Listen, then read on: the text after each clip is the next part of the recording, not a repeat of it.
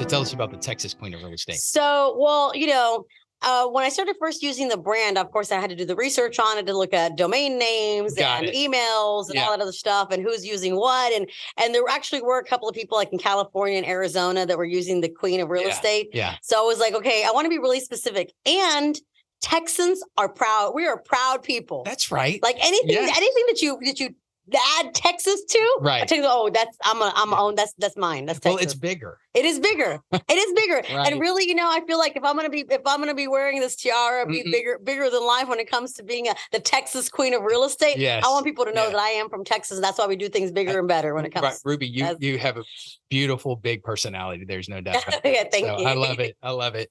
And you have a team, right? Yes, I do have a team, and we have a team. We've been. So I started in real estate in 2006, and I believe about 5 years in, I started the team. Okay. And really it was because, we all fall into that vicious cycle in real estate where you're like, it's good, it's bad, it's good, it's bad, it's good, it's bad, the roller coaster. And so I was like, I need help to keep on this roller coaster to be able to produce. Well, once I started building a team, that's when I realized that it wasn't a roller coaster. I was the roller coaster in my activities and my efforts. And, I was the one that was doing my marketing one month, not doing another, servicing the clients, but then doing my marketing and servicing and doing my marketing and servicing. And I found that yo-yo. So once I started developing a team, is when I was able to find the consistency. And that's why I said I like the team model because it helped me get more of me, spread myself out, be like, okay, you're going to do this, you're going to do this, you're going to do this. And I found people that worked on the team that are better at those things than I am, certain things than I am.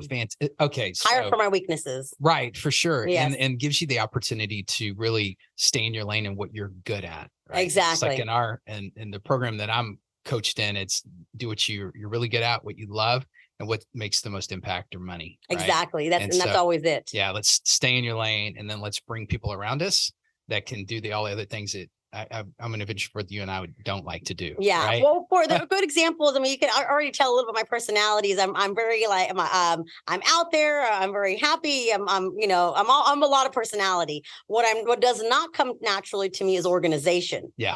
So, and the one thing when it comes to closings on the files, you have to be organized, especially once you're in contract, to get the contract to the closing table with as little pushback as possible from the clients, other realtors, and other parties involved. Yeah. So the young lady who handles all our transaction coordinator, she is absolutely a checklist person, Raina. Yeah. I mean, you're gonna tell her you're gonna do steps 1 through 10. She's gonna do steps 1 through 10 exactly, and how you tell her to do it, how it needs to be done. And she is a rock star when it comes to making sure everything does and has all eyes on everything like that. That's not where I excel at. Right. You can put me in front of a camera, I can talk. You can put me in front of a client, I'm gonna pull them in. Right.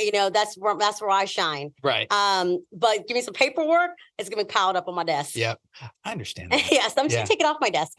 Right. Well, and that solves the roller coaster, right? Because now you're doing the things that you're really good at and generate revenue for you. Yeah, and I love people. I love people. I love talking. I love sales. I always say I'm a natural born salesperson. There's certain things that I've learned. I've learned to be more organized. I've learned to have more systems and rely on my systems and tools more. Those are all learned traits. Yeah. But what comes naturally to me is sales. Right. And not just because I want to sell stuff. That is just my personality. Like I sold candy in elementary school. I was going to say, you got the natural salesperson in you. I think you had an entrepreneurial spirit at a very, very young age. Tell us your journey into sales, being an entrepreneur, because I think this is beautiful for our listeners. Well, I always say, some people, they're raised, you go to school, you graduate, you go to college, you have a career, you get into the corporate world. I was lucky enough to be blessed with a mom that wasn't her perspective on it. She was raised into that type of mindset. And for her, she wanted me to have a different life. She wanted me to be able to have that ability and lack of fear to be an entrepreneur. So I remember 14, 15 years old, she would give me leadership books and things to read, because she already saw that in me. Wow. I remember I read Robert Kiyosaki's Rich Dad, Poor Dad, like at 14, 15 years old. Oh my goodness. And, but prior to that, and she saw it because elementary school, I was selling candy out of my purse. Middle school, I was selling friendship bracelets, and not like, oh, here's a friendship bracelet. No, I had a little tablet, and in the tablet, it had 2 colors, 3 colors, 4 colors. Here are the pricing. If you'd like some letters, here are the prices. And guess what? Y'all 3 like to hang out. Y'all are a little clique and friends, best friends. I can make y'all a matching set. I'm gonna give y'all a discount for ordering 3, no problem.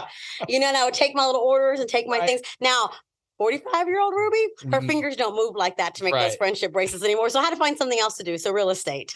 And then in high school, and they had the co-op program, they're like, you could leave if you have a job. I'm like, wait a minute.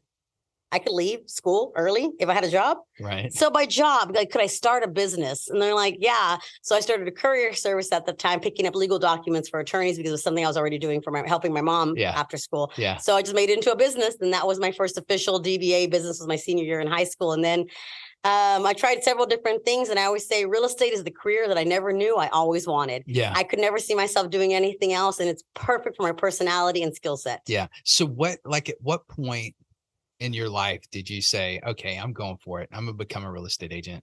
Well, so the funny thing is, so I had done medical marketing before. So right out of high school, I did medical marketing and the internet. So the internet messed up a lot of things. Yeah. I mean, it made a lot of things great, but as far as things I was doing, I got rid of the courier service. No need for that because you could get it online or faxed over right back in the fax days.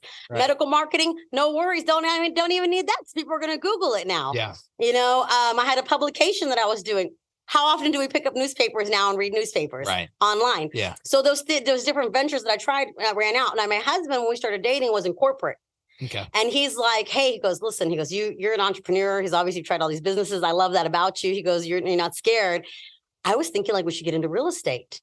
I was watching Carlton Sheets, like it'd be a great idea. I got this much saved. I can go my classes, then you go to your classes and we'll jump in. I'm like, that's a great idea. I'm like, it's a better plan than I've ever had before starting a business. This guy's great because he's corporate. Right. He's the opposite of me in that he is a checklist person. He is you're going to do this every morning, every afternoon, every evening. Yeah. You know, me, it's all like, I might do it once or twice a week, you know. Right. So it was great to have that structure and for him to have that motivation and belief. So we jumped into real estate full force at that time together because we had this plan. Well, then obviously we jumped in 2006. Oh. Yeah. Yeah, right before the crash. Right on. A couple good years there, or at least a couple of things happening before it all just shifted. I always say I got into real estate right when the party was over. You know how you go to a party and they're like, and you get there late, you're running late, and you get I don't know about you, I'm always running late. So I'm running late to a party, and I get there and they're like, oh man, you should have been here. It was great. It was so fun. That's when we got into real estate.